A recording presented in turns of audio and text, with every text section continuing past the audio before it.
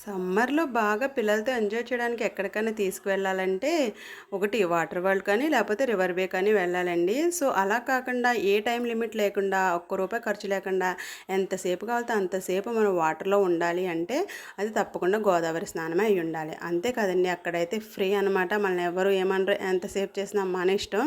So, ఎప్పటినుంచో మా వాళ్ళకైతే ఒకటే కోరుకుండిపోయింది రివర్ బే తీసుకెళ్ళమని చెప్పేసి ఇప్పటివరకు మా హస్బెండ్ అయితే ఇంక తీసుకెళ్ళలేదనమాట. సో, మాకు రీసెంట్‌గా గోదావరి స్నానం చేయాల్సొచ్చిందండి. సో, అందుకే వెళ్ళాము.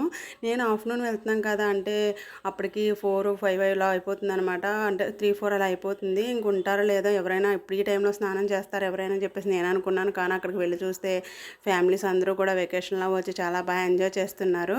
నిజంగా చాలా హ్యాపీగా అనిపించింది వాళ్ళు చూస్తే. మా వాళ్ళు ముందు వెళ్ళడానికి కొంచెం భయపడినా కానీ తర్వాత తర్వాత అందరిని చూసి కొంచెం వెళ్ళారండి. స్నానం చేశారు. సో, వాళ్ళు చేసేసాక ఇంక మేము కూడా చేసేసి కొంచెంసేపు వాళ్ళతో ఎంజాయ్ చేసి ఇంకా స్నానాలు చేయడం అయిపోయాక ఇంకా డ్రెస్సెస్ అయితే చేంజ్ చేసేసుకుని ఆ దగ్గరలోనే అక్కడే ఉన్న ఇంకా శివాలయంలో కూడా వెళ్ళి ఆ శివుడిని అయితే దర్శనం చేసుకుని వచ్చామండి. ఇంకా ఈవినింగ్ టైం కదా!